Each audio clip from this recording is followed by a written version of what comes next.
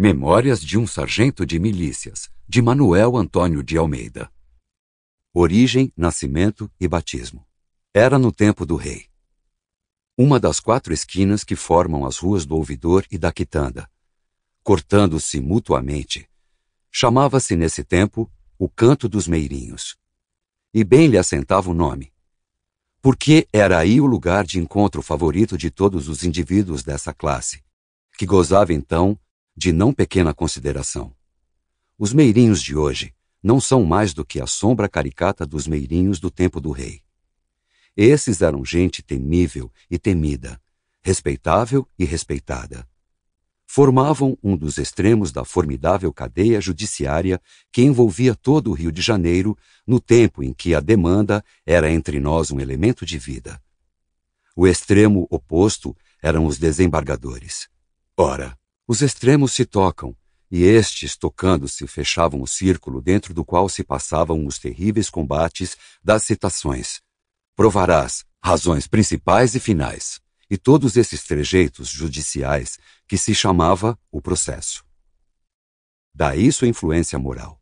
Mas tinham ainda outra influência, que é justamente a que falta aos de hoje. Era a influência que derivava de suas condições físicas. Os meirinhos de hoje são homens como quaisquer outros. Nada têm de imponentes, nem no seu semblante, nem no seu trajar. Confundem-se com qualquer procurador, escrevente de cartório ou contínuo de repartição. Os meirinhos desse belo tempo não se confundiam com ninguém. Eram originais, eram tipos, nos seus semblantes transluzia um certo ar de majestade forense. Seus olhares calculados e sagazes significavam chicana. Trajavam sisuda casaca preta, calção e meias da mesma cor, sapato afivelado, ao lado esquerdo aristocrático espadim, e na ilharga direita penduravam um círculo branco, cuja significação ignoramos, e coroavam tudo isto por um grave chapéu armado. Colocado sobre a importância vantajosa destas condições, o meirinho usava e abusava de sua posição. Era terrível quando, ao voltar uma esquina ou ao sair de manhã de sua casa, o cidadão esbarrava com uma daquelas solenes figuras que, desdobrando junto dele uma folha de papel, começava a lê-la em tom confidencial. Por mais que se fizesse, não havia remédio em tais circunstâncias, senão deixar escapar dos lábios o terrível "dou-me por citado". Ninguém sabe que significação fatalíssima e cruel tinham estas poucas palavras.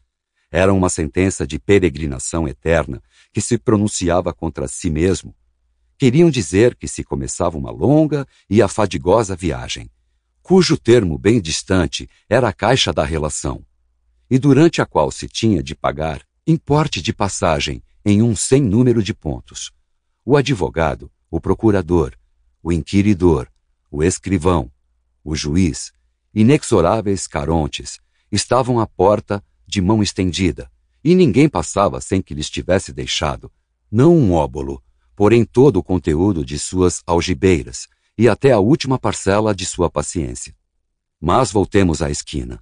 Quem passasse por aí em qualquer dia útil dessa abençoada época, veria sentado em assentos baixos, então usados, de couro, e que se denominavam cadeiras de campanha, um grupo mais ou menos numeroso dessa nobre gente conversando pacificamente em tudo sobre que era lícito conversar. Na vida dos fidalgos, nas notícias do reino e nas astúcias policiais do Vidigal. Entre os termos que formavam essa equação meirinhal, pregada na esquina, havia uma quantidade constante. Era o Leonardo Pataca. Chamavam assim a uma rotunda e gordíssima personagem de cabelos brancos e carão avermelhado, que era o decano da corporação, o mais antigo dos meirinhos que viviam nesse tempo. A velhice tinha-o tornado moleirão e pachorrento. Com sua vagareza, atrasava o negócio das partes. Não o procuravam, e por isso jamais saía da esquina.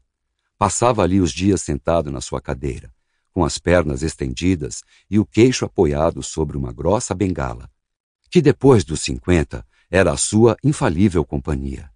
Do hábito que tinha de queixar-se a todo instante que só o pagassem por sua citação a módica quantia de 320 réis, lhe viera Sample complete. Ready to continue?